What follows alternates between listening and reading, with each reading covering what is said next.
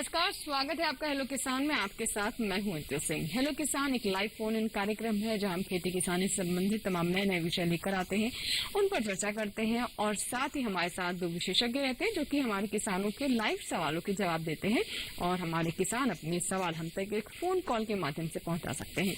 तो आज का विषय क्या है जिस पर आज हम चर्चा करेंगे और आपके कॉल्स लेंगे। आइए नजर डालते हैं हेलो किसान के आज के विषय पर। यह है रबी फसलों में उर्वरक एवं पोषक तत्वों का प्रयोग। इसके साथ ही दूसरा विषय मिट्टी की उर्वरता बढ़ाने में जैव उर्वरक का महत्व। दोनों ही बहुत महत्वपूर्ण हमारे आज के विषय हैं, क्योंकि अगर उचित मात्रा में और उचित उर्वरक हमारे किसान इस्तेमाल करेंगे तो उनकी लागत भी घटेगी और उसका विपरीत असर फसलों पर नहीं पड़ेगा।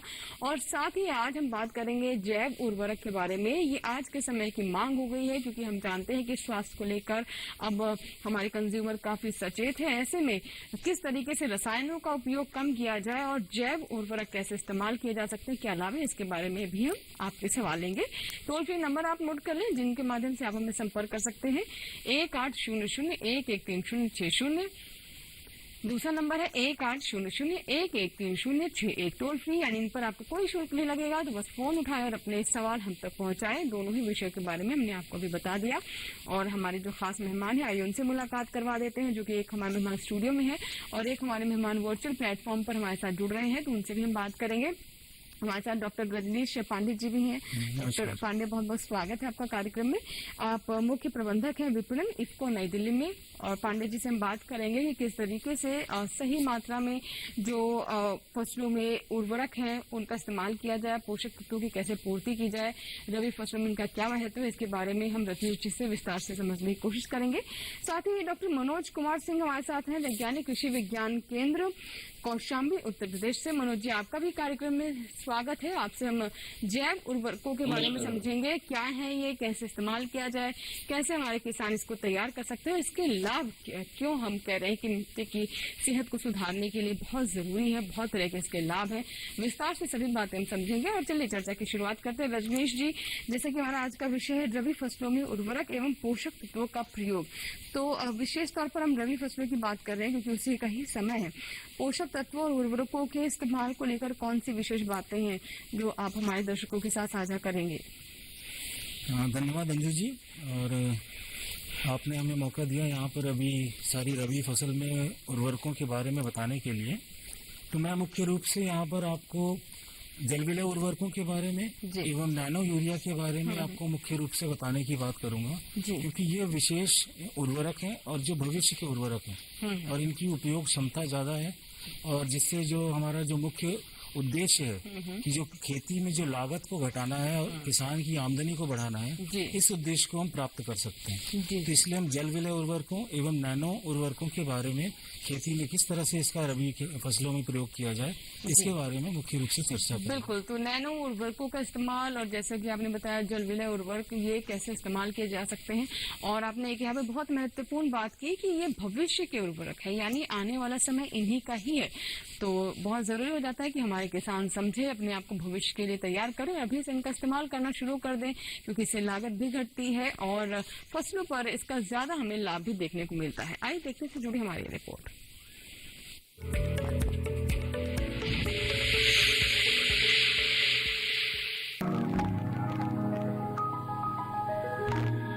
खेती में अच्छी पैदावार लेना चाहते हैं तो फसल में पोषक तत्व प्रबंधन करना जरूरी है। पोषक तत्व प्रबंधन का मतलब है फसल के लिए जरूरी माने जाने वाले पोषक तत्वों को फसल में देना। पौधों की अच्छी बढ़वार के लिए मुख्य रूप से 17 पोषक तत्वों की जरूरत होती है। पौधों की जरूरत के हिसाब से पोषण तत्वों को मोटे तौर पर 2 हिस्सों में बांटा जा सकता है। पहला मुख्य पोषक तत्व और दूसरा सूक्ष्म पोषक तत्व। मुख्य पोषक तत्व में carbon, hydrogen, nitrogen, phosphorus, potash, calcium और मैग्नीशियम और सल्फर आते हैं। वहीं सूक्ष्म पोषक तत्व वो पोषक तत्व होते हैं जिनकी जरूरत पौधों को काफी कम मात्रा में होती है। इसमें आयरन, जिंक, मैग्नीज, बोरान, तांबा और कोबाल्ट आते हैं। सभी पोषक तत्वों को खाद और उर्वरक द्वारा मिट्टी में डाला जाता है। पोषक तत्वों का इस्तेमाल हमेशा फसल की किस्म, जमीन के प्रकार, जमीन में नमी की उपलब्धता और जमीन की उर्वरता को ध्यान में रखकर ही करें। रबी फसलों की ज्यादा पैदावार लेने के लिए संतुलित उर्वरकों का इस्तेमाल करके किसान उत्पादन लागत को भी कम कर सकते हैं। इससे मिट्टी की उर्वरता पर भी बुरा असर नहीं पड़ेगा। रबी फसलों के लिए प्रति एकड़ पोषक तत्वों, नाइट्रोजन, पोटाश की पूर्ति विभिन्न उर्वरक विकल्पों से भी की जा सकती है।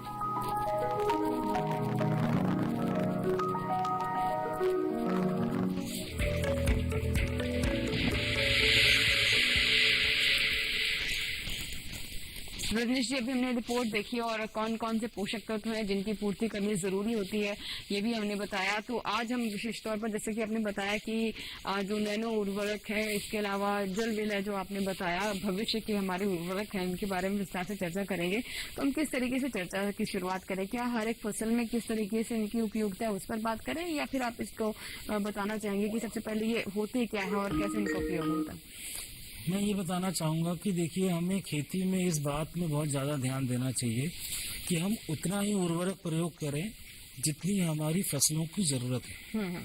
होता क्या है कि हम अपनी ज़रूरत से ज़्यादा उर्वरकों का प्रयोग करते हैं, वो हमारी फसल को प्राप्त नहीं हो पाता और उससे अधिकतर भाग जो होता है वो हमारा भाग वेस्ट हो जाता है। या तो मिट्टी में नीचे चला जाता है या फिर हवा में चला जाता है।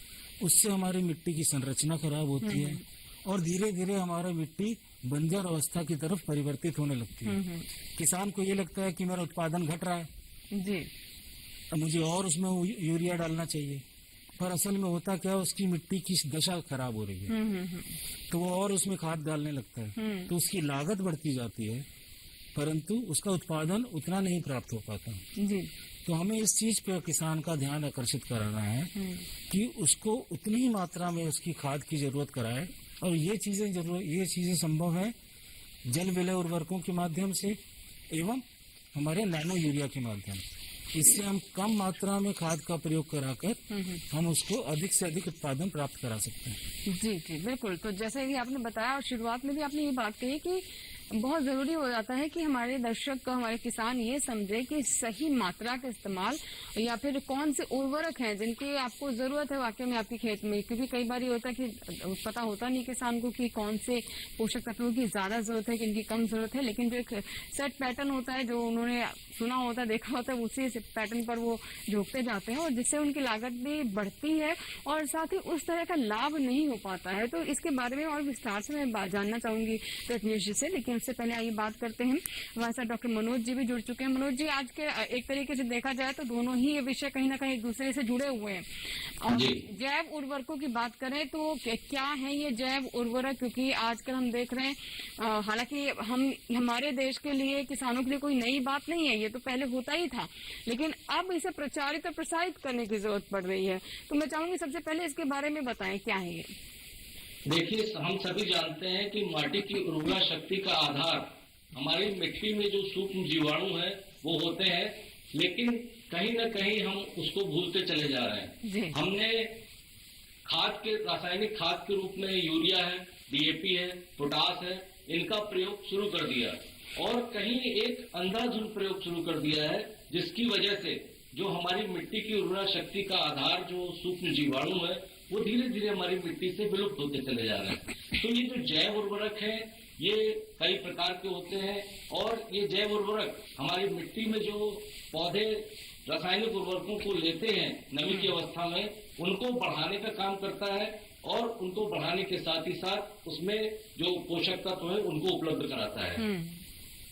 जी बिल्कुल। तो किस तरीके से हमारे किसान अपने मिट्टी में जैव उर्वरक का इस्तेमाल करें, और जैसा कि हमें मनोज जी ने बताया कि क्योंकि हम रसायनों का लगातार इस्तेमाल कर रहे हैं तो ऐसे में जो कह सकते हैं जो प्राकृतिक एक तरीके से जो रूप है या फिर संरचना है मिट्टी की वो भी प्रभावित हो रही है, तो ऐसा ना हो इसलिए जैव उर्वरक बहुत महत्व रखते हैं आज के समय में। आइए देखते हैं इससे जुड़ी हमारी रिपोर्ट।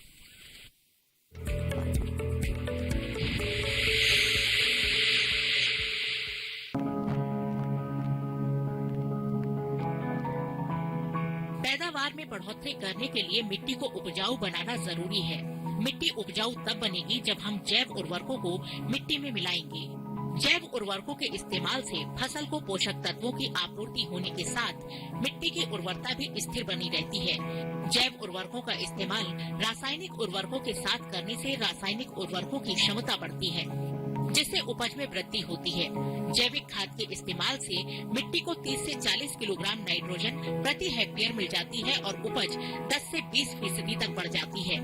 जैव उर्वरक कई तरह के होते हैं, जैसे माइक्रोफॉस जैव उर्वरक, एजोटोवेक्टर जैव उर्वरक, राइजोबियम जैव उर्वरक और नील हरित शैवाल जैव उर्वरक। जैव उर्वरकों का उपयोग बीजोपचार, जड़ उपचार और मिट्टी के उपचार द्वारा किया जाता है। खेती में जैव उर्वरकों का इस्तेमाल करने के बहुत सारे फायदे हैं। जैव उर्वरक रासायनिक उर्वरकों से सस्ते होते हैं, जिससे फसल उत्पादन की लागत घटती है। जैव उर्वरकों के इस्तेमाल से नाइट्रोजन और घुलनशील फास्फोरस की फसल के लिए उपलब्धता बढ़ती है। जैव उर्वरकों के इस्तेमाल से पौधों में वृद्धि को बढ़ावा देने वाले हार्मोन्स पैदा होते हैं, जिनसे उनकी बढ़वार पर अच्छा असर पड़ता है। इतना ही नहीं, जैव उर्वरकों के इस्तेमाल से फसल में मिट्टी से होने वाले रोग यानी मृदा जनित रोग भी नहीं होते। साथ ही जैव उर्वरकों के उपयोग से पर्यावरण को भी कोई नुकसान नहीं होता।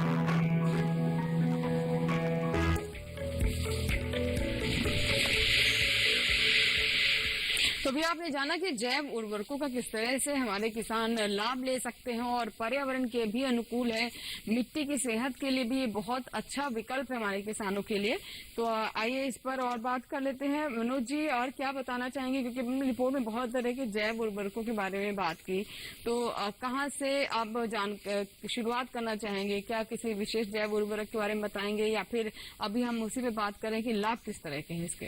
जी देखिए, हमारे जो जैव उर्वरक है वो चाहे नाइट्रोजन वाले हों, चाहे फास्फोरस के लिए हों, चाहे हमारी अनाज वाली फसलों के लिए हों, चाहे सब्जी वाली फसलों के लिए हों, सब अलग अलग प्रकार के होते हैं। तो जैसे जैव उर्वरकों की हम बात करते हैं तो जैव उर्वरक में राइजोबियम कल्चर होता है, फॉस्फेटिका होता है, नील हरित शैवाल होते हैं और इसके साथ ही साथ एजोटोबैक्टर होते हैं। इन जैव उर्वरकों का प्रयोग करके हम जो अपने रासायनिक उर्वरकों को डालते हैं, जो पौधे धीरे धीरे लेते हैं, हम उनकी उपलब्धता को भी बढ़ाते हैं और इसके साथ साथ उसमें जो सूक्ष्म जीवाणु हैं उनकी भी उपलब्धता को ये जैव उर्वरक बढ़ाते हैं। तो देखिए, जैसे कि एक आपको मैं दिखाऊं कि ये एजोटोबैक्टर है। एजोटोबैक्टर ये 200 ग्राम का पैकेट है और इस 200 ग्राम के पैकेट को यदि आप 1 लीटर पानी में 200 ग्राम गुड़ के साथ घोल बना लेंगे और इस पैकेट को उसमें डाल देंगे और उसके बाद घोल बनाने के बाद आप उसको अगर बीज उपचार करना है तो बीज उपचार के लिए आप उस घोल को प्रयोग कर सकते हैं। जैसे बीज आपने लिया, बीज का ढेर लगा दिया और उसके बाद उस पर छिड़काव कर दिया और छिड़काव करने के बाद उसको छाया में हम सुखाते हैं। छाया में सुखाने के बाद उसको हम प्रयोग करते हैं। यदि हम सब्जी वाली बेहन लगाते हैं तो उसमें हम पौध उपचार कर सकते हैं। उस घोल में उसको डिप करेंगे और डिप करने के बाद हम पौधों का रोपण, जो पौध है उनका रोपण करेंगे। तो जिससे कि हमारी मिट्टी में जो सूक्ष्म जीवाणु है उनकी उपलब्धता भी बढ़ जाती है और हमारा जो पौधा है वो स्वस्थ होकर बहुत अच्छी तरीके से हमारा उत्पादन देने की क्षमता भी बढ़ाता है। जी जी जी बिल्कुल, बहुत महत्वपूर्ण बातें बताई आपने। अब रजनीश जी, मैं आपसे समझना चाहूंगी कि इफ्को की तरफ से जल विलय कौन कौन से उर्वरक हैं जिन्हें किसानों तक पहुंचाने का प्रयास किया जा रहा है और इनकी विशेषता क्या रहती है? इफ्को द्वारा इस क्षेत्र में बहुत काफी देर से काम किया जा रहा है और बहुत अच्छा काम किया गया है और किसान की मुख्य चीजों को ध्यान में रखते हुए हमने इसको बहुत ही न्यूनतम दरों पर भी इसको हम लेके आए हैं। हमारे पास लगभग 10 तरह के जल विलय उर्वरक हैं। 1744, 18 का मतलब नाइट्रोजन भी 18, फास्फोरस भी 18 और पोटाश भी 18। इसके साथ में सल्फर भी इसको दिया जाता है। यानी पौधे को जितनी भी मुख्य तत्व चाहिए वो सारे के सारे हमारे जल विलय उर्वरक के माध्यम से देते हैं। 18, फिर 19, फिर एक 1261 मोनो अमोनियम फास्फेट होता है। इसी तरह से 13045 नाइट्रेट ऑफ पोटाश, एक 05234 होता है। फिर बोरॉन ऑक्टाबोरेट। इस तरह से हमारे पास सल्फर की है, मैग्नीशियम सल्फेट है। इस तरह से हमने लगभग 10 से 12 हमारे पास जल विलय उर्वरक हैं। अब इनकी प्रयोग हम इस तरीके से करते हैं कि जब बुआई, खेत तैयार करने के बाद जब बुआई हो जाती है तो बुआई होने के लगभग 30 से 35 दिन बाद इसमें 5 से 10 ग्राम प्रति लीटर के हिसाब से 1744 का पहला स्प्रे होता है। इसके बाद दूसरा स्प्रे हम 1818 या फिर 1919 का करेंगे। इसमें 10 से 15 ग्राम प्रति लीटर पानी के हिसाब से हम इसका प्रयोग करेंगे और ये बुआई के 50वें दिन और इसका दूसरा स्प्रे होगा बुआई के 70वें दिन पे। जी ठीक है। और आखिर में हम फिर 0050 या फिर 13045 का हम इसका स्प्रे करेंगे। और 0050 या फिर 13045 में 10 ग्राम से 15 ग्राम तथा इसको पानी में मिलाकर, तो 10 से 15 ग्राम प्रति लीटर के हिसाब से इसको पानी में मिलाकर इसका आखिर में 70वें दिन पर इसका स्प्रे किया जी जाएगा। जी अब ये तो हुआ जल विलेय उर्वरक की बात। अब हमने जब बुआई के समय हमने इसको बेसल डोज में हमने यूरिया का प्रयोग किया था। अभी आजकल की स्थिति में मैं आपको बताऊं, अभी मैं नैनो यूरिया के बारे में भी बताऊंगा। ये हुआ हमारा जल विलेय उर्वरक के प्रयोग के बारे में। अब नैनो यूरिया के प्रयोग के बारे में आपको बताता हूँ। कृषि क्षेत्र में एक बहुत बड़ा क्रांतिकारी उत्पाद नैनो यूरिया के रूप में हमने ये लेके आए हैं और इसका मुख्य रूप से प्रयोग क्या है वो मैं आपको बताना चाहता हूँ। जब हमने इसका बेसल डोज हमने इसमें दे दिया, बेसल डोज देने के बाद इसका अंदर बेसल डोज देने के बाद जब हमने इसका पहली टॉप ड्रेसिंग का समय आता है, टॉप ड्रेसिंग का जब समय आएगा तो उस समय हम दोबारा से हमारे किसान भाई यूरिया का प्रयोग टॉप ड्रेसिंग कराते हैं। तो उसमें 30 किलो, लेटर से मान लीजिए अगर 30 किलो प्रति एकड़ के हिसाब से वो टॉप ड्रेसिंग करते हैं तो होता क्या है कि उसमें लगभग 20 किलो इधर से उधर, जहाँ पर हमारी जड़ें नहीं है, जहाँ पर हमारी फसल नहीं है, वहां पर गिरता है और मात्र 10 किलो ही ऐसा होता है जो कि हमारी सही जगह पर गिरता है। और यूरिया का जो उसकी जो यूज एफिशिएंसी है वो मात्र 30% है। जी तो उस 10 किलो में से मात्र 30% यानी कि 3 किलो ही हमारी फसलों को प्राप्त हो पाता है। यानी जहां हम 30 किलो की खाद हम डाल रहे हैं उसमें से मात्र 3 किलो ही हमारी फसल को प्राप्त हो रहा है। बाकी सब ये तुरंत परिवर्तित हो जाता है, परिवर्तित अवस्था में कन्वर्ट होने की वजह से वो या तो नीचे चला जाता है या फिर ऊपर उड़ जाता है। एक कॉलर है, ये बात करते हैं। हेलो हेलो हेलो हेलो नमस्कार जी, स्वागत है आपका हेलो किसान में। बताइए क्या सवाल है आपका नीलकमल जी? मेरी सवाल है जो मक्का का जो अभी कीटनाशक वाली जो है, जो दया वाली जो पिल्लू उसमें पिल्लू आ गई है तो उसको कौन सी दवा? तो कुछ रजनीश जी बता पाएंगे जो ये सवाल? फिर से अपना सवाल बताइए नीलकमल जी।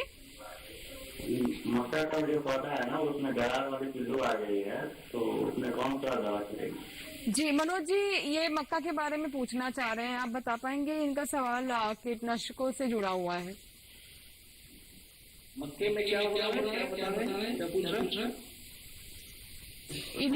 इल्लू बता रहे हैं, इल्लू जैसी समस्या कुछ बता रहे हैं। हेलो नीलकमल जी, मुझे सुन पा रहे हैं आप? Hello hello hello Manoj ji, मुझे सुन पा रहे हैं आप? जी जी जी जी हम सुन पा रहे हैं। जी, क्या समस्या है मक्के में, फिर से बताइए। मक्के में दरार वाली जो पिल्लू है ना वो अच्छी आवाज आ रही है तो उससे कौन सी दवा चलेगी? जी नीलकमल जी का हेलो मनोज जी, आप समझ पाए इनका सवाल? एक्चुअली इनकी आवाज ठीक से आ भी नहीं रही थी। इनकी आवाज चल रहा है जी, मक्के में ये शायद किसी कीट के बारे में जानना चाह रहे हैं। कीट की समस्या है मक्के में। मक्के में यदि कोई रोग लग रहा है तो आप इसके साथ साथ नाइट्रोजन हम प्रयोग करते हैं जो कि हमारे मक्के में पैदावार को भी बढ़ाता है और उसके साथ साथ उसमें जो कीड़े मकोड़े को लगने से भी रोकता है। और यदि इस समय तो हमारा जो समय है बारिश का चल रहा है, इस समय मौसम हमारे जो कीटों के लिए है वो व्यापक रूप से उनको बढ़ाने के लिए उपयुक्त है। तो अगर वो पौधा उखाड़ कर अपने बगल में जो भी आसपास कृषि रक्षा इकाई हो वहां पर वो ले जाएं और ले जाकर वहां से अपना इसका इलाज ले लें और दवा भी ले दे सकते हैं। रजनीश जी, आप भी कुछ कहना चाह रहे थे इस पर? इसमें मैं आपको बायो प्रोडक्ट एक बताना चाहूँगा। ये जो मुजफ्फरपुर से हमारे भाई किसान भाई जो जुड़े हुए थे जी। हमारा इफको का एक बायो प्रोडक्ट इसमें आता है जिसको हम निरंज जल बोलते हैं। ये नीम एवं करंज जल के माध्यम से एकदम बायो तरीके से बनाया गया है, नेचुरल उत्पाद है और नेचुरल खेती को भी बढ़ावा देता है। ये जितने भी सकिंग और इस तरह के पेस्ट होते हैं उन पे ये बहुत ही कारगर है। तो मेरा इनसे निवेदन ये रहेगा कि निरंज जल, ये इफको की एक वेबसाइट है www.ifcobazaar.in उस पे जाएं। अगर या तो खुद ना खरीद पाए तो अपने बच्चे को कहें और अपने बच्चे से निरंज जल खरीदवाएं और उसका स्प्रे कराएं। जी जी। और उससे इनको एकदम पक्का लाभ होगा, बिल्कुल लाभ होगा।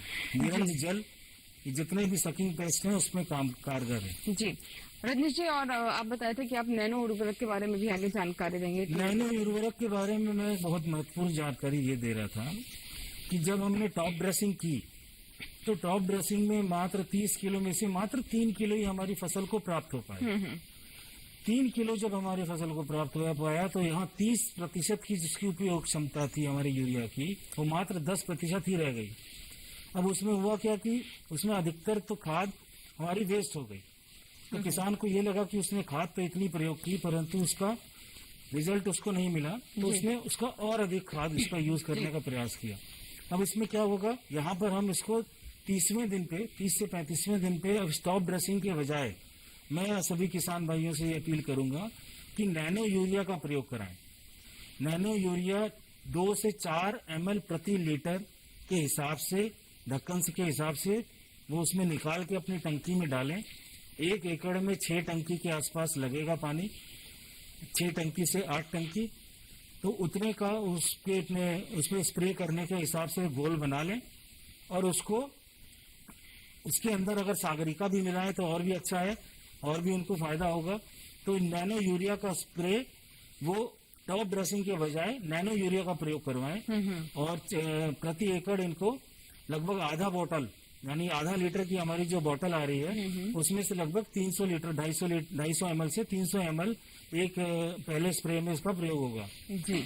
और इससे इनको फिर कोई भी टॉप ड्रेसिंग की जरूरत नहीं होगी, खर्चा कम होगा, जमीन की जो उर्वरा शक्ति है वो बढ़ेगी और जो मृदा की संरचना है जो खराब हो रही है वो भी नहीं होगी और एडिशनल जितना जो पानी में जो अनावश्यक रूप से जो चीजें जा रही थी, जो यूरिया जा रहा था वो भी नहीं जाएगा और इन्वायरमेंट को भी लाभ होगा, किसान को भी लाभ होगा और उत्पादन भी उसका कम से कम 8 से 9% तक जो हमारे रिसर्च में भी पाया गया वो भी उत्पादन भी उसका बढ़ेगा। क्रॉप टू क्रॉप ये वेरी करता है। अगर आलू उगा रहे हैं तो शायद उसमें 17 से 18% तक का वृद्धि होगी, धान एवं गेहूं है तो उसमें 7 से 8% तक की वृद्धि होगी। तो उस हिसाब से इनकी उत्पादन भी बढ़ेगा, लागत भी घटेगी और इस तरह से खेती में उनकी आमदनी बढ़ेगी। तो मेरा निवेदन है कि उसके 2 स्प्रे, पहला स्प्रे 30वें से 35वें दिन पे और दूसरा स्प्रे पुष्पावस्था के 7 दिन पहले जी। ये 2 स्प्रे अगर करेंगे तो कोई भी टॉप ड्रेसिंग यूरिया की करने की जरूरत नहीं है और सिर्फ मात्र जलविलेय उर्वरक का प्रयोग करके बुआई के समय मैं एक शेड्यूल आपको छोटा सा प्लान बताना चाहूंगा सभी किसान भाइयों को। बुआई के समय सागरिका ग्रैन्यूल 10 किलो प्रति एकड़ के हिसाब से इसका प्रयोग कराएं जी। उसके बाद पहला 30वें दिन पे एक 1744 या फिर 1261 का पहला एक स्प्रे कर दें जलविलेय उर्वरक का और उसके बाद 1 हफ्ते बाद ही नैनो यूरिया का स्प्रे करें बजाय की टॉप ड्रेसिंग के जी। और फिर 1818 या फिर 1919 का 45वें दिन पे स्प्रे जी। और उसके 1 हफ्ते बाद नैनो यूरिया का एक स्प्रे कर दें। और उसके बाद फिर किसी भी स्प्रे की जरूरत नहीं है और उनको अच्छी आमदनी प्राप्त होगी और उत्पादन भी अधिक होगा। जी बिल्कुल। तो ये कुछ खास बातें थी जिसका हमारे किसान ध्यान रखें जब भी अपनी फसलों में वो उर्वरक डालें और कब कब और कितना इस्तेमाल करना, ये भी अभी हमने रजनीश जी से समझा। फिलहाल इसी के साथ ही हमारे लिए वक्त है एक छोटे से ब्रेक का, कहीं मत जाएगा। ब्रेक के बाद भी दोनों ही विषय पर हमारी चर्चा जारी रहेगी और आपकी कॉल्स लेने का सिलसिला भी बना रहेगा। छोटा सा ब्रेक।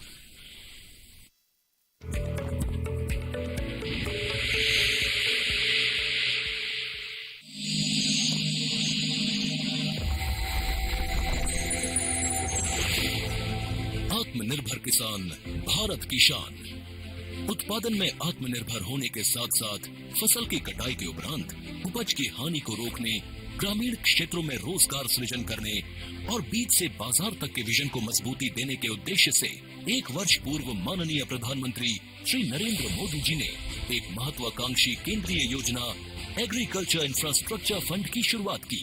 इस आधुनिक इंफ्रास्ट्रक्चर से कृषि आधारित उद्योग लगाने में एक बहुत बड़ा बदलाव आएगा और बहुत बड़ी गति आएगी। साथियों, अब हम उस स्थिति की तरफ बढ़ रहे हैं जहां गांव के कृषि उद्योगों से फूड आधारित उत्पाद शहर जाएंगे और यही तो आत्मनिर्भर भारत अभियान का संकल्प है। एग्रीकल्चर इंफ्रास्ट्रक्चर फंड से पात्र लाभार्थी गोदामों का निर्माण कर सकते हैं, छटाई या ग्रेडिंग इकाई, पैकिंग हाउस, सप्लाई चेन और कोल्ड चेन जैसी सुविधाएं या फिर प्राथमिक कृषि प्रसंस्करण केंद्र की स्थापना कर सकते हैं। इस योजना के तहत पात्र लाभार्थियों को 2 करोड़ रुपए तक के ऋण पर अधिकतम 7 वर्ष के लिए ब्याज में 3% तक की छूट दी जा रही है। ऋण पुनर्भुगतान के लिए 6 महीने से 2 वर्ष तक मोरेटोरियम की सुविधा भी उपलब्ध है। इस योजना ने अब तक सफलता की कई मिसालें कायम की हैं, जैसे कि मध्य प्रदेश के लाभार्थी श्री विपिन त्रिपाठी ने एग्रीकल्चर वेस्ट से बायोफ्यूल बनाने का इनोवेटिव प्राइमरी प्रोसेसिंग सेंटर लगाया है। लोन मिलने की वजह से हम समय पर सारी मशीनों का प्रोक्योरमेंट और सारा सिविल वर्क टाइम पे करवा पाए, जिससे प्रोजेक्ट को लगाना संभव होता। राजस्थान के लाभार्थी श्री यशवर्धन मुंद्रा ने सॉर्टिंग एंड ग्रेडिंग यूनिट लगाकर रोजगार के अवसर पैदा किए हैं। कर्नाटक की महिला उद्यमी श्रीमती ममता वी ने प्राइमरी प्रोसेसिंग सेंटर लगाकर प्रगति की नई राह चुनी है। ಸಣ್ಣ ಪುಟ್ಟ ಉದ್ಯಮಿಗಳನ್ನ ಮತ್ತಷ್ಟು ಅಗ್ರಿಕಲ್ಚರಲ್ಲಿ ಹೆಚ್ಚು ನಾವು ಇನ್ನಷ್ಟು ಸಾಧನೆ ಮಾಡಲಿಕ್ಕೆ ಕಾರಣಕಾರಕವಾದಂತ ಈ ಅಗ್ರಿಕಲ್ಚರಲ್ ಇನ್ಫ್ರಾಸ್ಟ್ರಕ್ಚರ್ ಫಂಡ್ ಇಂದ ನಮ್ಮ ಇನ್ನಷ್ಟು ಯೋಜನೆಗಳು ಆಯೋಜನೆಗಳು ಉತ್ತಮಗೊಂಡಿದೆ। राजस्थान के लाभार्थी श्री दिनेश भट्टर ने जीरे की प्रोसेसिंग यूनिट लगाकर आसपास के ग्रामीणों को आत्मनिर्भरता प्रदान की है। महाराष्ट्र के लाभार्थी श्री अनूप कुमार मोहता ने वेयर हाउस बनाकर अन्न भंडारण को सुनिश्चित किया है। आज देश के कोने कोने से किसान, कृषि उद्यमी, किसान उत्पादक संघ, प्राथमिक कृषि सहकारी समितियां, स्वयं सहायता समूह और कृषि उपज मंडियां इस योजना का लाभ उठा रहे हैं।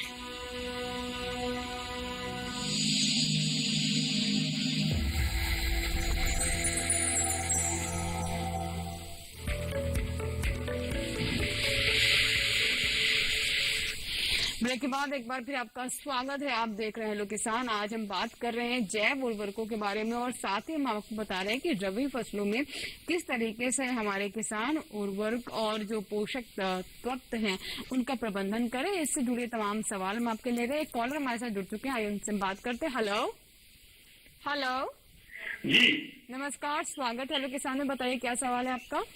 नमस्कार। मैं अभी जानकारी बढ़ाना चाहता था जी बताएं। जैसे हम फसलों में मुख्य पोषक तत्व जो नाइट्रोजन, फास्फोरस और पोटास का उपयोग करने के लिए यूरिया, डीपी और एमओपी म्यूटा पोटास का प्रयोग करते हैं, तो अब हम जैविक तरीके से खेती करना चाहते हैं। हमने जो है उसके लिए जीवामृत तैयार कर लिया है, जो गौमूत्र और ये गाय के गोबर और बेसन और गुड़ वगैरह से तैयार होता है, एक मिट्टी जो पेड़ की चीज से। जी जी जी। तो ये मैं ये जानना चाहता था कि जैसे हम उसको छोड़ करके इसमें करेंगे तो कहीं जो सूक्ष्म पोषक तत्वों की आवश्यकता और पड़ती है, जैसे जिंक और दुनिया भर का ये सल्फर वगैरह भी डाल देते बाद में, तो क्या उनकी भी आपूर्ति जो है मतलब सुनिश्चित हो जाएगी केवल जीवामृत अथवा घन जीवामृत से? ठीक है। मनोज जी हमारे साथ हैं। मनोज जी क्या बताना चाहेंगे आप? जी देखिए, बहुत अच्छा काम ये करने की सोच रहे हैं। आजकल प्राकृतिक खेती को हमारी सरकार भी बढ़ावा दे रही है और प्राकृतिक खेती हमारे पूर्वज करते थे, जिसमें कि गाय का गोबर और गोमूत्र दोनों का प्रयोग करते थे। अब सरकार ने उसको बढ़ावा देने के लिए, प्राकृतिक खेती को बढ़ावा देने के लिए देशी गाय के गोबर, देशी गाय के मूत्र, इनसे तैयार किया हुआ जीवामृत, घन जीवामृत और इसके कई उत्पाद हैं, जैसे आपके नीम आधारित जो है उनको प्रयोग करने की सलाह दी जाती है। लेकिन हम इनसे ये कहेंगे कि इनका प्रयोग करने के लिए वो धीरे धीरे अपने उसमें प्रयोग में लाए, क्योंकि हमारे जो गौमूत्र है, चाहे वो गाय का गोबर है, उसमें पर्याप्त मात्रा में पोषक तत्व होते हैं। नाइट्रोजन भी होता है, फास्फोरस भी होता है, पोटास भी होता है और इसके साथ साथ जो सूक्ष्म पोषक तत्व हैं सब पाए जाते हैं, लेकिन बहुत कम मात्रा में पाए जाते हैं। इसलिए वो धीरे धीरे रासायनिक खादों का रिप्लेस करना शुरू करें। जैसे कि मान लीजिए इनके पास 2 बीघा जमीन है, तो 2 बीघे जमीन में से ये उसका आधा भाग अपनी प्राकृतिक खेती से करें और आधा भाग रासायनिक खाद से करें। दोनों का जब ये तुलनात्मक अध्ययन कर लेंगे तो इनको पता चल जाएगा कि जो हमारी मिट्टी की दशा है वो धीरे धीरे जो खराब हो रही थी, जब ये प्राकृतिक खेती को करेंगे, गोबर के प्रयोग को करेंगे, जीवामृत, घन जीवामृत को, तो वहां पर सूक्ष्म जीवों की उपलब्धता बढ़ जाएगी। और हमारा प्रयास यही होना चाहिए कि हमारी मिट्टी में जितना ज्यादा से ज्यादा सूक्ष्म जीव होंगे उतना ज्यादा ही ज्यादा वो हमारी मिट्टी उर्वरा शक्ति उसकी बढ़ेगी। आजकल देखिए मृदा परीक्षण के जो परिणाम है उनमें ये पता चल रहा है कि धीरे धीरे हमारी मिट्टी में जो जीवांश कार्बन की प्रतिशतता है वो भी धीरे धीरे कम हो रही है। तो इन सूक्ष्म जीवों की उपलब्धता को बढ़ाने में चाहे जीवामृत हो चाहे घन जीवामृत हो, वो बहुत ही लाभदायक है। इसका प्रयोग उनको अवश्य करना चाहिए। जी, एक कॉलर है उड़ीसा से, आइए बात कर लेते हैं। हेलो जी, नमस्कार गौरंग जी नमस्कार, बताइए क्या सवाल है? मैडम जी, मैं मिर्ची का पौधा लगाया हूँ। किसका पौधा लगाया आपने? मिर्च का। ठीक, हाँ जी, ठीक है मैडम जी, मैं मिर्ची चिल्ली लगाया हूँ, ग्रोथ नहीं हो रहा अच्छा तरह। अच्छा, बढ़वार उतनी अच्छी नहीं मिल पा रही है। अश्विनी जी क्या अच्छा नहीं हो रहा है, डाल सकता हूँ? ठीक है, रजनीश जी आप बताना चाहेंगे? हाँ, गौरंग जी नमस्कार। हाँ, आपने जो मिर्ची लगाया है तो अभी किस स्टेज पे है? आवाज नहीं आ रही। अभी कितना बड़ा है?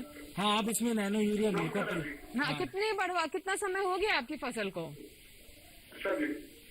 गौरंग ऐसा करिए, आप 2 महीने हो गए। नैनो यूरिया का प्रयोग बिल्कुल कर सकते हैं। आप ऐसा करिएगा, नैनो यूरिया 4 ml प्रति लीटर के हिसाब से आप इसका प्रयोग करिएगा इसमें, और इसके साथ में 2 ml प्रति लीटर के हिसाब से सागरिका भी इसमें ऐड करिएगा। दोनों चीज ऐड करेंगे तो आपकी बढ़वार भी बहुत अच्छी होगी, आपको नाइट्रोजन भी पूरा मिलेगा। तो आप इसमें पूरी तरह से नैनो यूरिया का प्रयोग कर सकते हैं। नाइट्रोजन की आपको इससे नैनो यूरिया से पूर्ति होगी और सागरिका से आपको जितने भी दूसरे तत्व की मात्रा की जरूरत है, तो ये दोनों के दोनों आपको किसी हमारे कृषि सेवा केंद्र पर या फिर इफ्को बाजार के केंद्र पर या फिर किसी आपकी सहकारी समिति पर सब जगह आपको उपलब्ध मिलेंगे। जी बिल्कुल। रजनीश जी, जैसा कि हम फसलों के बारे में बात कर रहे हैं अलग अलग, तो क्योंकि जैसे रबी फसलों में विशेष तौर पर आज हम चर्चा कर रहे हैं, तो आलू है, गेहूं है, ये बड़े पैमाने पर हमारे देश में किसान लेते हैं। तो इस समय जिस अवस्था में हम फसलें हैं, कौन से जो उर्वरक है उन्हें इस्तेमाल करना चाहिए किसानों को? इस समय आलू की अगर बात करें तो आलू की अगर हम बात करेंगे तो आलू में आप इस समय 05234 का प्रयोग करिए, जो कि पहले पूर्व पुष्पावस्था के पहले एवं पुष्पावस्था के बाद दोनों समय 10 यानी कि 15 दिन के गैप पे आप इसका प्रयोग कर सकते हैं। पहला स्प्रे अभी आप कर दीजिए और दूसरा स्प्रे इसका 15 दिन बाद करिएगा, और इसमें 10 से 15 ग्राम प्रति लीटर के हिसाब से 05234 एवं इसके साथ में सागरिका लिक्विड 5 से 10 ml प्रति लीटर के हिसाब से इसको घोल के आप इसका स्प्रे कर सकते हैं। जी, एक और कॉलर है, ये बात करते हैं फोन लाइन पर हमारे साथ जुड़े हुए, मध्य प्रदेश से हैं ये कॉलर हमारे साथ। हेलो जी, नमस्कार, बताइए क्या सवाल है आपका रितेश जी? कौन सा भाव डाले अभी? किसमें कौन सी फसल है? चने में। चने में, ठीक है नमस्कार जी। क्या क्वेश्चन? चने में जानना चाहते हैं क्या कौन से उर्वरक का इस्तेमाल? जी रितेश जी, आपका सवाल हम समझ चुके हैं। हेलो जी जी रितेश जी। हाँ रितेश जी नमस्कार। चने में जैसे कि आप खुद जानते हैं कि यूरिया की मात्रा कम मात्रा में ज़रूरत होती है, ज़्यादा मात्रा में इसमें नाइट्रोजन की ज़रूरत नहीं होती है, परंतु चने की भी बढ़वार चाहिए तो उसके लिए उसमें हमें सागरिका की भी ज़रूरत है, उसमें अन्य पोषक तत्वों की भी मात्रा की ज़रूरत है। तो इसके लिए हम इसमें चने में आप सागरिका लिक्विड का भी प्रयोग करिए।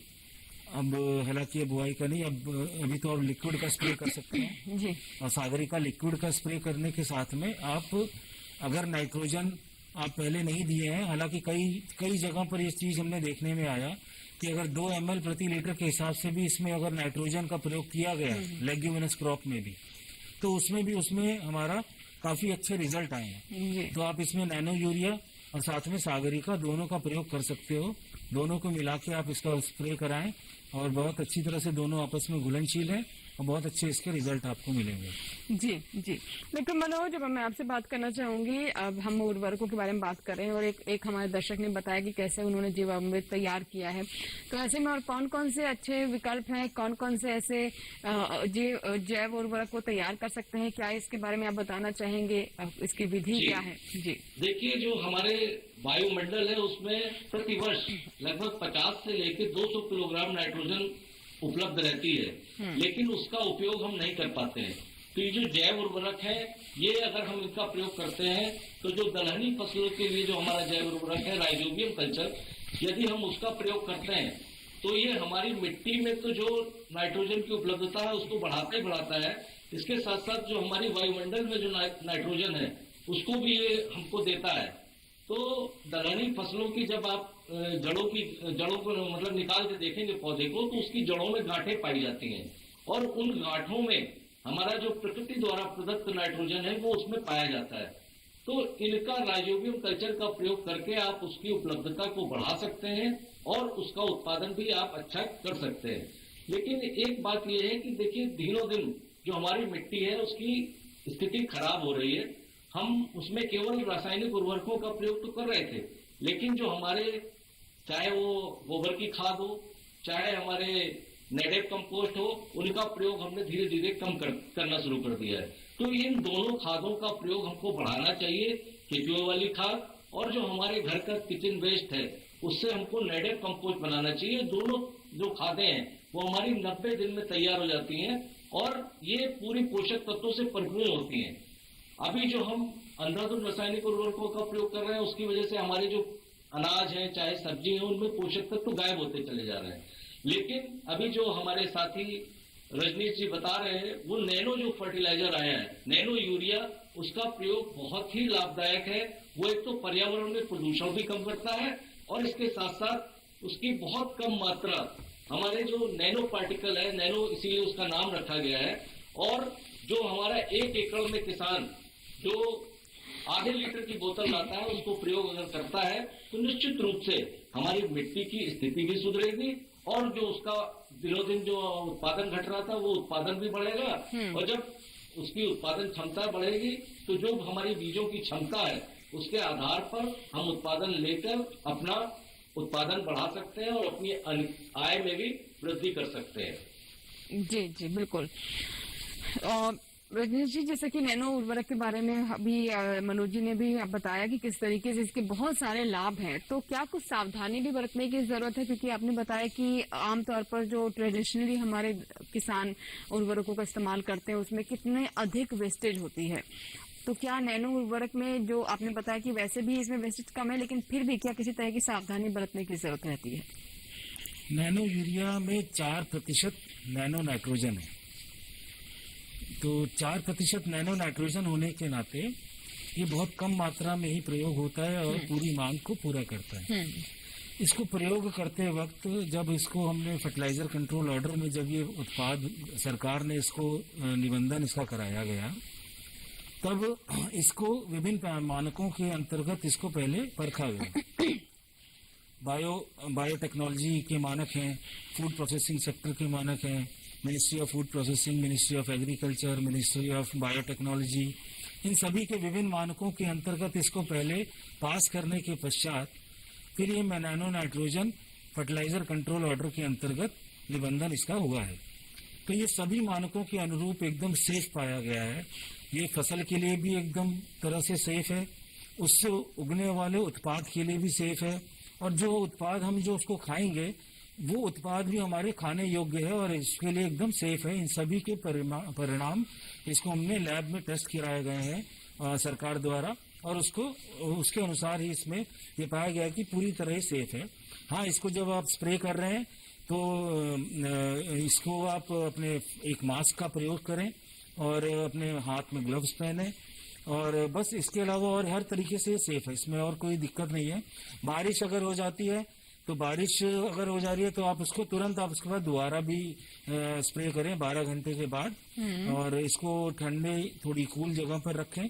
इसके अलावा इसमें और कोई सेफ्टी की ऐसी जरूरत नहीं है, ये पूरी हर तरह से सेफ है। एक कॉलर है अतिश कुमार जी हमारे साथ फोन लाइन पर, आइए बात करते हैं। हेलो हेलो जी, नमस्कार, बताइए क्या सवाल है आपका? सवाल सर मैंने है कि गेहूं के फल में क्या खाद दिया जाए?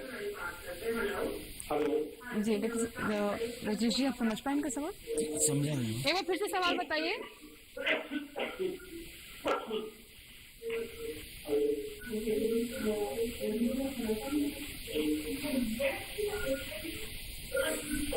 सवाल है कि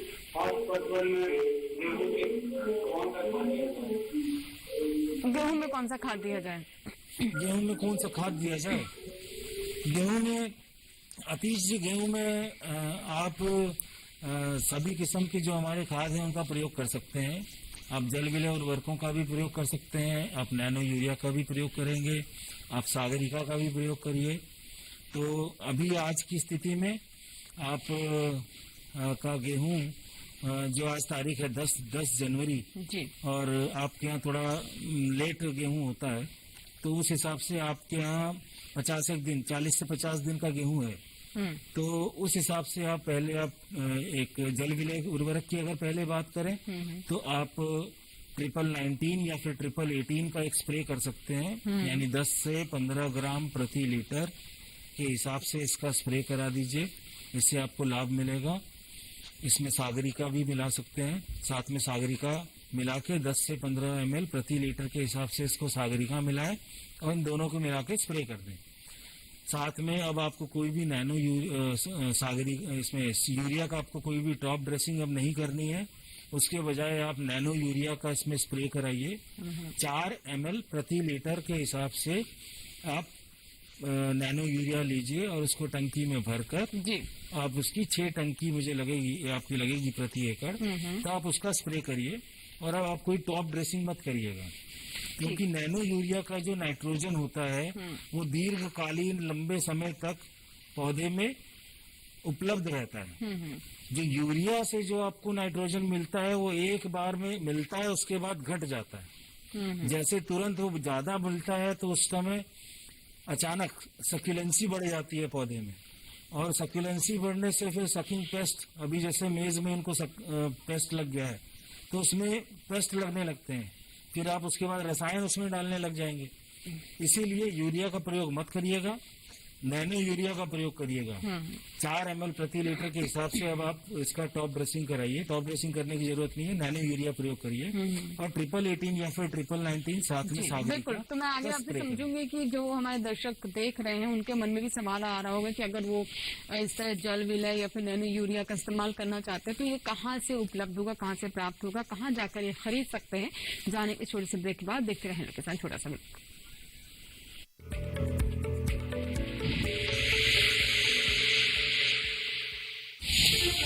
अन्नदाता किसानों की खुशहाली और उनकी आय में बढ़ोतरी के लिए भारत सरकार लगातार प्रयासरत है। माननीय प्रधानमंत्री श्री नरेंद्र मोदी जी के दूरदर्शी नेतृत्व में पिछले 7 वर्षों में खेती को आधुनिक और किसानों को आत्मनिर्भर बनाने के लिए कई निर्णय लिए गए हैं। छोटा किसान बने देश की शान, ये हमारा सपना है। देश के 80% से ज्यादा किसान ऐसे हैं जिनके पास 2 हेक्टेयर से भी कम जमीन है। अब देश में इन्हीं छोटे किसानों को ध्यान में रखते हुए कृषि सुधार किए जा रहे हैं, निर्णय लिए जा रहे हैं। प्रधानमंत्री किसान सम्मान निधि योजना की शुरुआत 24 फरवरी 2019 को माननीय प्रधानमंत्री श्री नरेंद्र मोदी जी के द्वारा की गई थी। पीएम किसान योजना का पूरा खर्च भारत सरकार वहन करती है। इसके तहत लाभार्थी किसानों को हर साल 6,000 रुपए की सम्मान राशि 2,000 रुपए की 3 समान किस्तों में सीधे उनके बैंक खातों में हस्तांतरित की जाती है। अब तक 11 करोड़ से भी अधिक लाभार्थी किसानों के बैंक खातों में 1,58,000 करोड़ रुपए से अधिक की राशि सीधे ट्रांसफर की जा चुकी है। किस्तों की जानकारी किसानों को एसएमएस के माध्यम से दी जाती है। तो நேரா நாங்க வந்து பேங்க்குக்கு ஆக்சுவல் போகும்போது அந்த பணத்தை நாங்க வித்ரா பண்ணி வந்து நாங்க விவசாயம் பண்ணிக்கிறோம்। इस मदद से बुआई के पहले अब किसानों को बीज, खाद, कीटनाशक और कृषि संबंधी अन्य जरूरतों के लिए साहूकारों के आगे हाथ नहीं फैलाना पड़ता। અને એના લીધે મારે કોઈ જોડે કે સગા સંબંધી કે મિત્રો જોડે મારે ઉછીના પૈસા લેવાની જરૂર પડતી નથી અને એનાથી હું સારી એવી खेती કરી શકું છું। इस योजना से मिले लाभ तथा आवेदन की स्थिति देखने के लिए पीएम किसान पोर्टल लॉन्च किया गया है।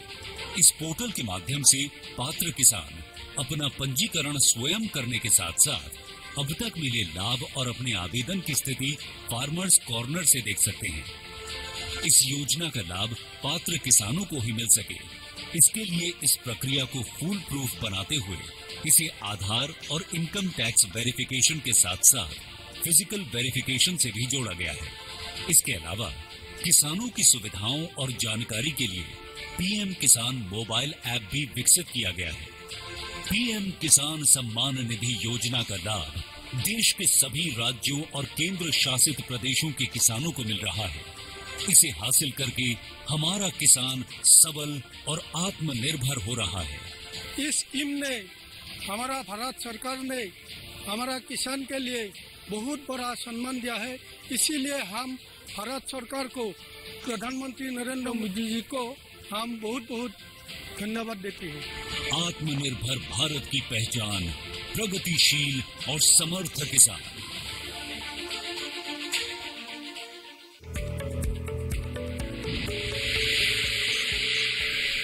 ब्रेक के बाद एक बार फिर आपका स्वागत है। आप देख रहे हैं हेलो किसान। आज हम बात कर रहे हैं कि कैसे हमारे किसान रबी फसलों में उर्वरक और साथ ही पोषण प्रबंधन कर सकते हैं, कौन कौन सी खास बातें से जुड़ी, इस पर हम चर्चा करें। और साथ ही हम आपको बता रहे हैं कि जैव उर्वरक कैसे हमारे किसानों के लिए बहुत महत्वपूर्ण है, आज के समय की मांग भी है, ताकि मिट्टी की सेहत को सुधारा जा सके।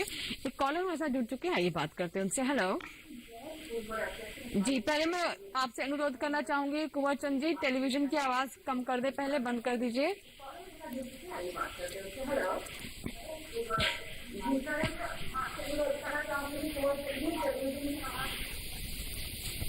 हेलो जी धन्यवाद। सवाल बताएं। हेलो जी, आप मुझे सुन पा रहे हैं? हेलो हेलो, सवाल बताइए अपना। हेलो जी सवाल बताएं। कुंवर चंद जी, अपना सवाल बताइए, आप मुझे सुन पा रहे हैं? हमें ये जीवामृत बनाने के लिए क्या क्या इसमें लगेगा और कितने इसका खर्च आएगा? जी मनोज जी, क्या बताना चाहेंगे? कुंवर चंद जी हैं मऊ उत्तर प्रदेश से।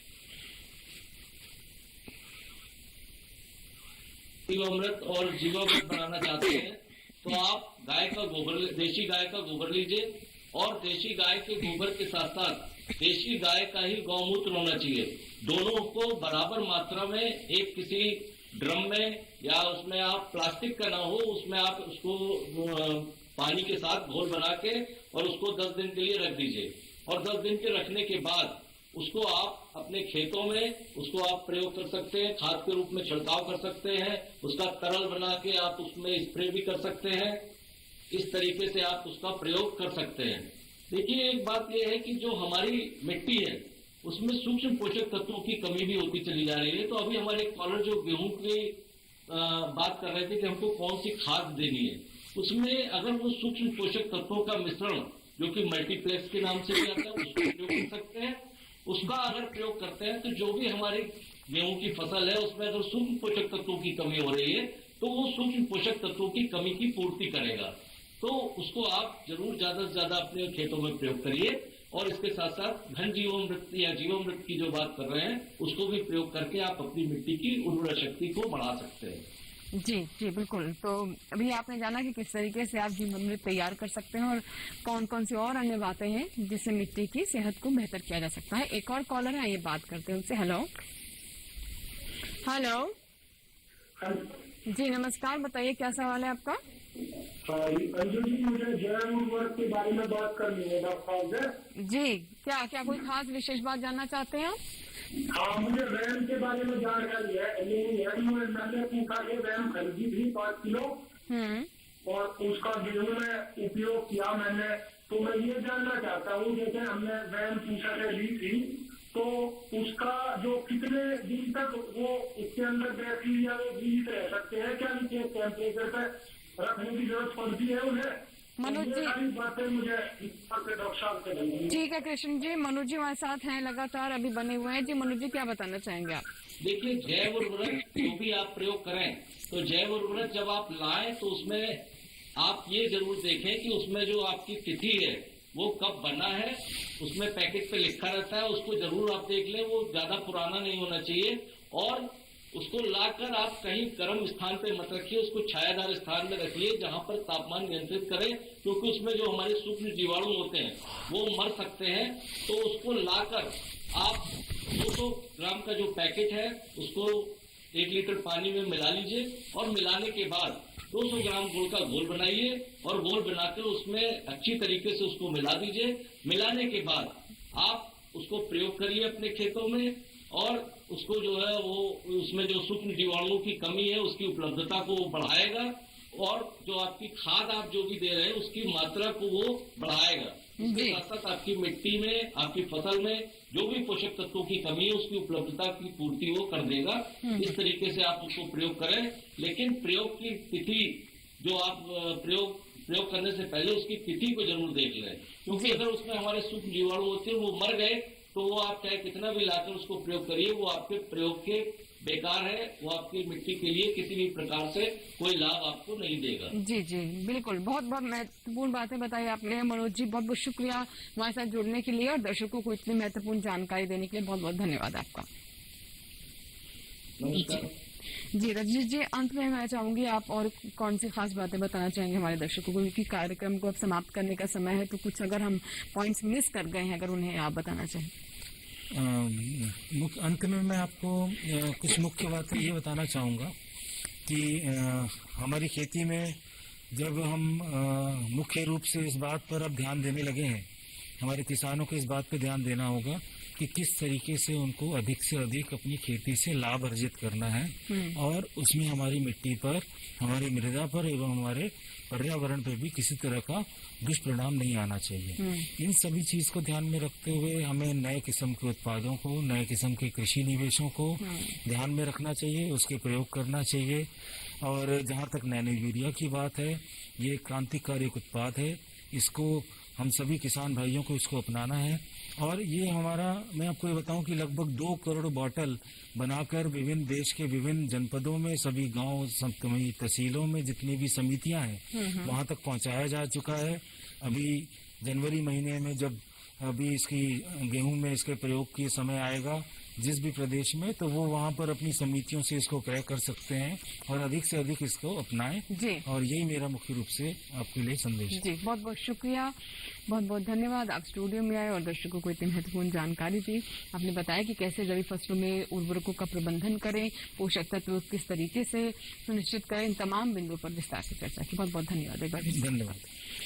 और इसी के साथ ही आज के लोग किसान में फिलहाल इतना ही, लेकिन कल का विषय क्या है आइए डालते हैं नजर। कल का हमारा विषय है प्राकृतिक खेती। साथ ही बात करेंगे फसलों में समेकित कीट प्रबंधन के बारे में भी। आप हमें ईमेल कर सकते हैं अगर आपको कोई सवाल है तो hellokisan2015@gmail.com पर आप अपने सवाल हमें ईमेल करें। इसके साथ फेसबुक के माध्यम से भी आप हमसे जुड़ सकते हैं। इसके लिए बस आप फेसबुक पर जाएं, सर्च में हेलो किसान टाइप करें, हमारा पेज खुल जाएगा। और एक और आसान तरीका बता देते हैं, हमारा कॉल सेंटर नंबर यानी हेलो किसान कॉल सेंटर नंबर 1800-1130-600। सोमवार से शनिवार सुबह 6 से रात 10 बजे के दरमियान कॉल करें, अपना सवाल इस पर रिकॉर्ड करवाएं जिसे हम कार्यक्रम में शामिल करेंगे। जाते जाते एक और जानकारी दे दें कि आप इस QR कोड को स्कैन करके हमारे DD किसान YouTube चैनल से भी जुड़ सकते हैं, जहां पर आप दूरदर्शन किसान पर प्रसारित होने वाले सभी कार्यक्रम देख सकते हैं। यहाँ लेंगे आपसे इजाजत। उम्मीद करते हैं आज के कार्यक्रम में जिन विषयों पर हमने चर्चा की हमारे किसान उनसे जरूर लाभान्वित होंगे। नमस्कार।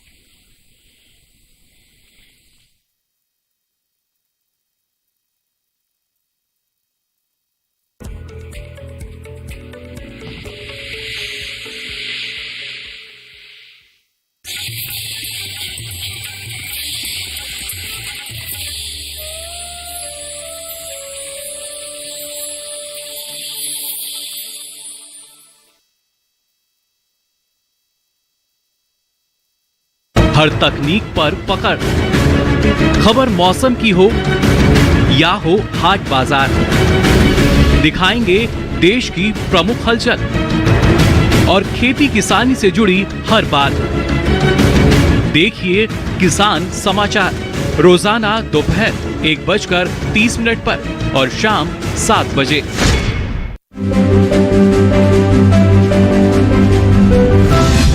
नए जमाने की नई तस्वीर।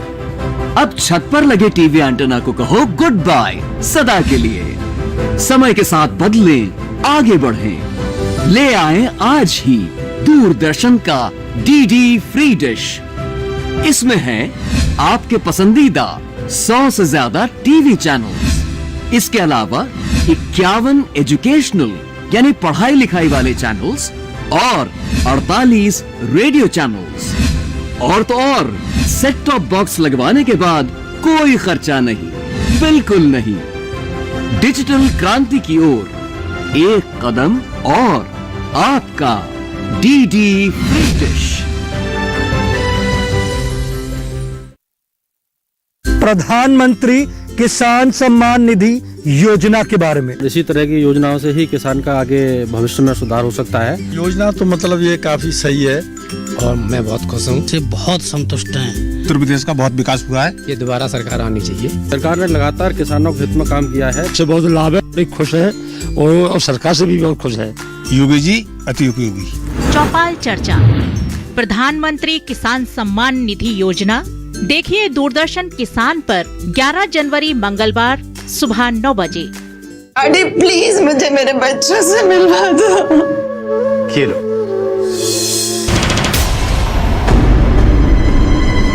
ये क्या है? इसमें खुशियों का पता है।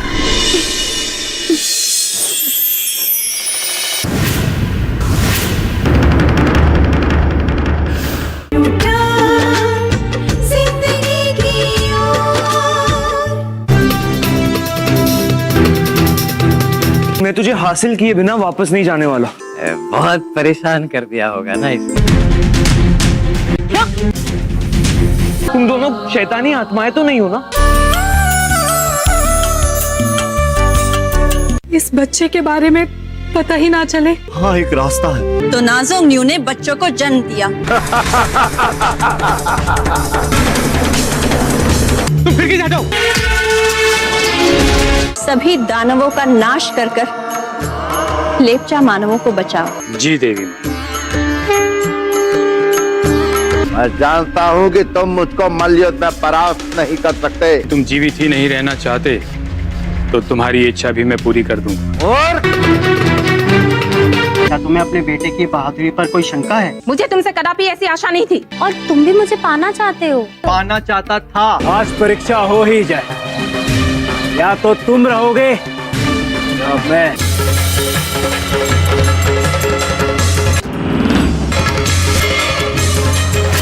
रहस्य है, चमत्कार है, एक पहेली है या माया जाल है।